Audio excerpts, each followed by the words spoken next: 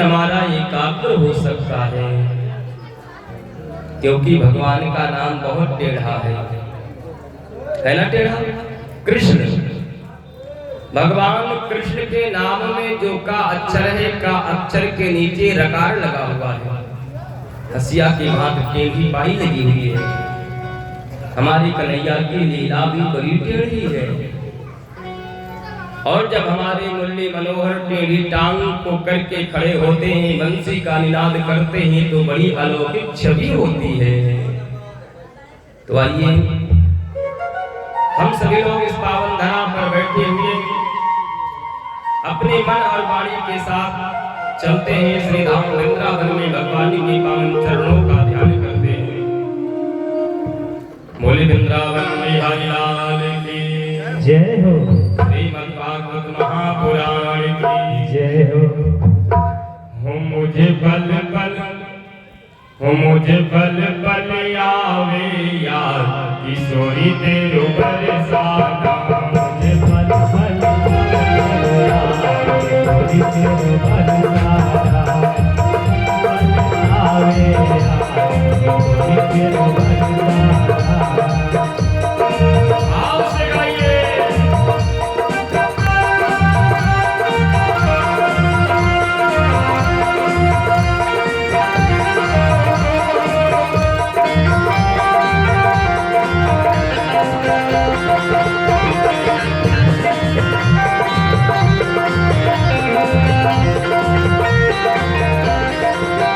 मेरे बस में नहीं है जज्बात है मुश्किल समझाना।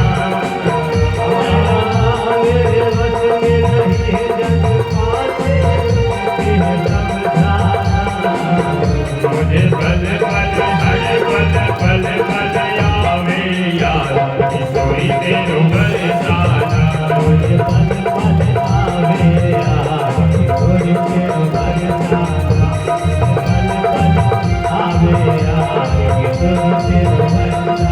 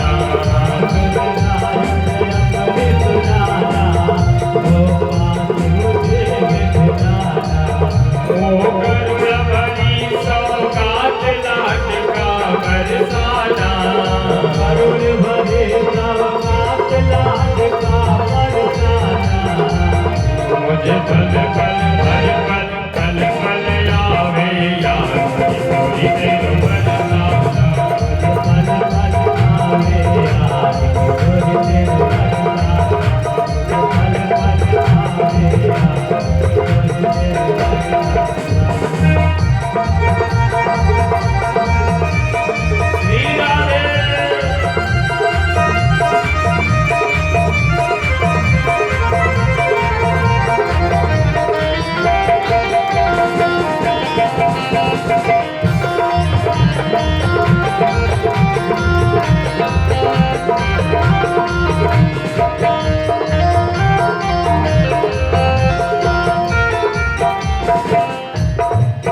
दिल हरदम मेरा चाहे तेरे पास ही मैं रह जाऊं दिल हरदम मेरा चाहे तेरे पास ही रह जाऊं बरसाना है सब लालो मैं लौट के घर ना जाऊं बरसाना है सब डालो मैं लौट के घर ना जाऊं मेरे क्षमा करो अपराध नजर से ठुकराना क्षमा करो अपराध नजर से ठुकराना मुझे पल पल हर पल पल पल आवे याद थोड़ी देर बरसाना आवे याद थोड़ी देर बरसाना पल पल आवे याद थोड़ी देर बरसाना पल पल आवे याद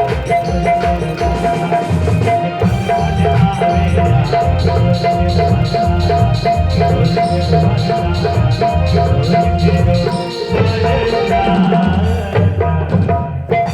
माता पिता इव तयस्तनया विभूति सर्वं यदेव नियमेन मदन्वयानाम्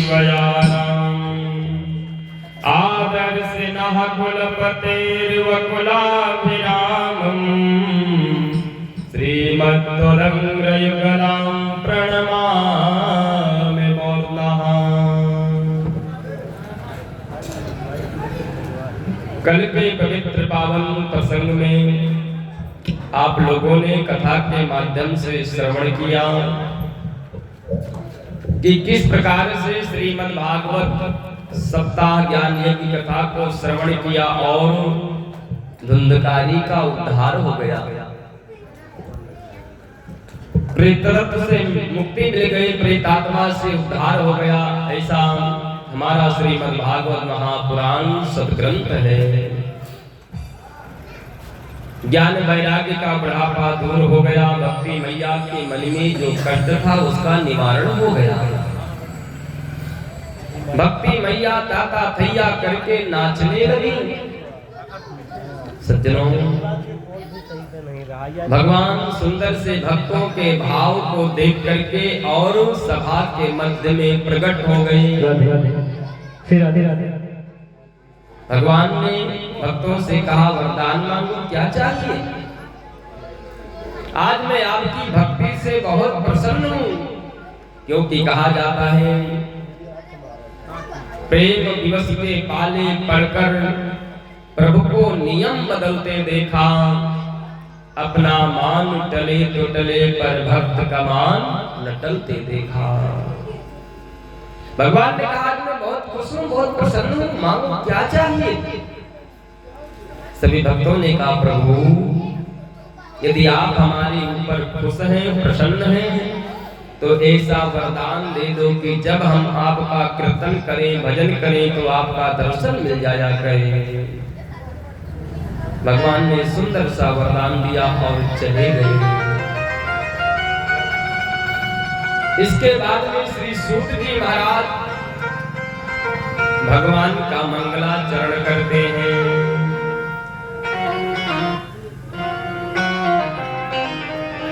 जन्माद्यस्य यतोऽन्वयादितरतस् चार्तेष विद्यास्वरान् तेने ब्रह्मृदाययादि कहुँ मुह्यन्त यत सूरया तेजो वारि मृदां यथा विनिमयो यत्र त्रिसर्गो मृषा धाम्ना स्वेन सदा निरस्तकुहकं सत्यं परम धीमहि। सूत जी महाराज मंगलाचरण करते हैं। मंगलाचरण करते हुए किसी देवता का नाम नहीं लिया।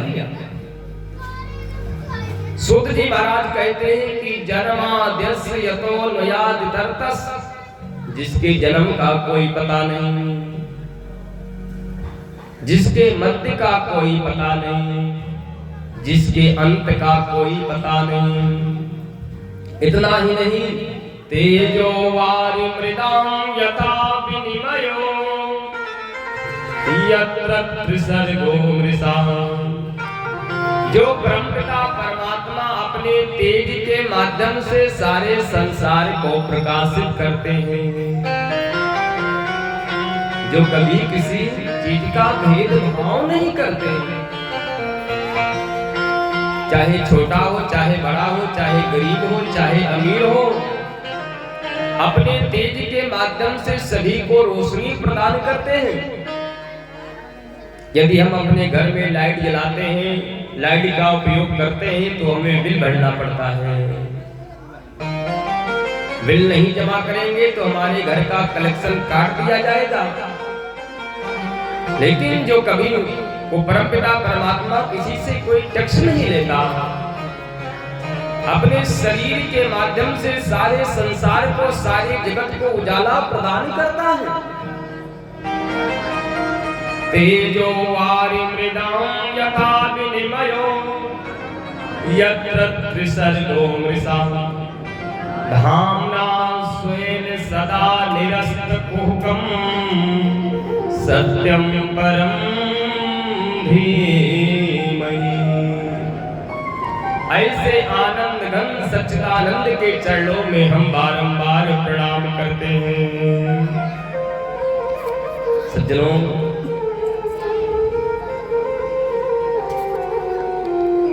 श्रीमद् भागवत के प्रधान देवता भगवान श्री कृष्ण माने जाते हैं। ऐसे भगवान के चरणों में प्रणाम किया।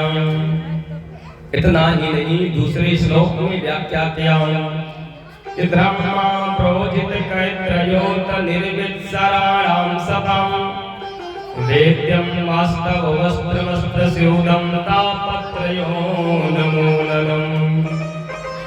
श्रीमद्भागवते महामुनिकृते किं वा परईश्वरा सत्यो हृदि वर्तते कृतभिः सुश्रुभिः क्षणात्। भगवान की कथा कैसी है? तीनों प्रकार के तापों का उन्मूलन करती है। ऐसी भगवान की मंगलमयी कथा है। श्रीमद् भागवत को निगम फल बताया गया है कि इसको अपने जीवन में एक नहीं अनेकों बार पीना चाहिए।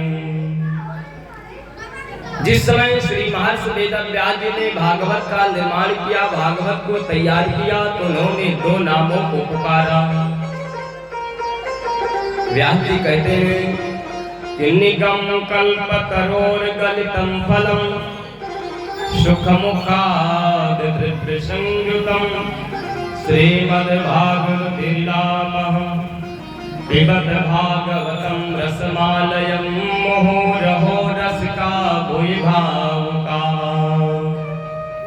का महाराज आकर के ऐसी कथा को पियो, पान करो।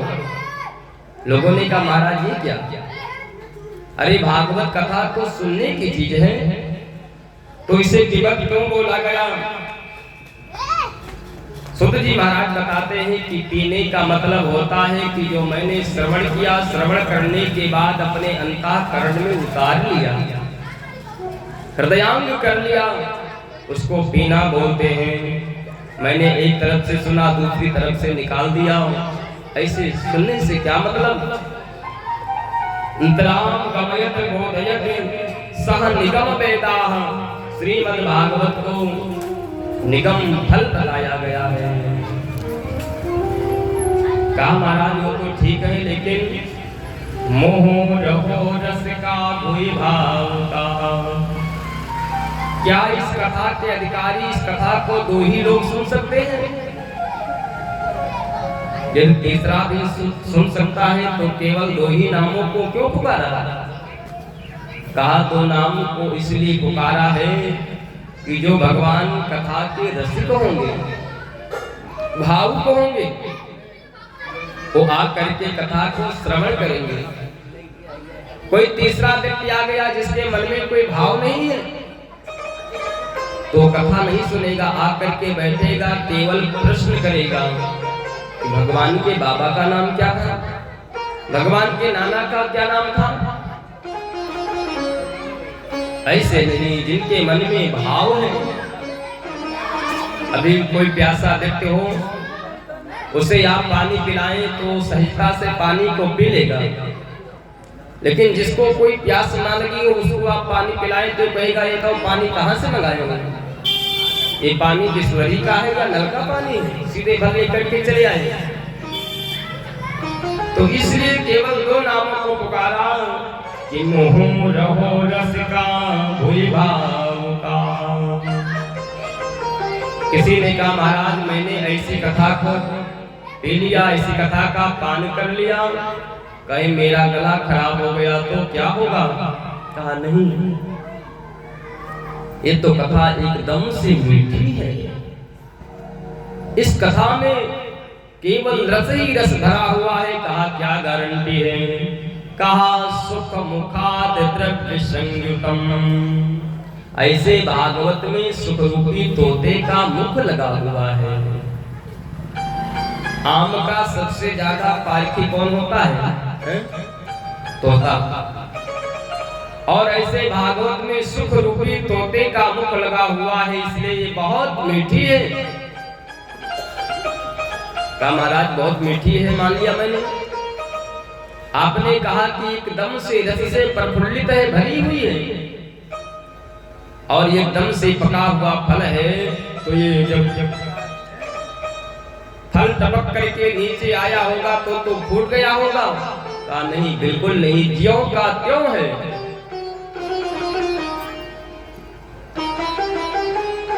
ये परिपक्व फल इस धराधाम पर समय समय अखंड अवतरित हुआ है, अखंड मेवावतीर्णम। क्योंकि जो भगवान की कथा है ये नारायण की शाखा से टपका तो ब्रह्मा की शाखा पर अटका। क्योंकि चतुर्लोकी भागवत का दिव्य ज्ञान भगवान श्रीमन नारायण ने ब्रह्मा को प्रदान किया, और जब ब्रह्मा की शाखा से टपका तो नारद की शाखा पर अटका। नारद को प्राप्त हुआ, और जब नारद की शाखा से टपका तो ये जाकर के व्यास जी की शाखा पर अटका, और व्यास जी के द्वारा सुखदेव आदि संतों को प्राप्त हुआ। तो ये शनै शनै धीरे धीरे अवतरित होकर के श्रीमद् भागवत का प्राकट्य हुआ। दूसरी बात बताया कि भगवान की कथा को सुनने के बाद कभी ये ना कहें कि हमने बहुत सुन लिया। लगातार तो कथाएं होती रहती हैं, मोबाइल टीवी पर आती रहती हैं। कथा को जीवन में एक नहीं अनेकों बार श्रवण किया जाए। बाबा जी ने भी लिखा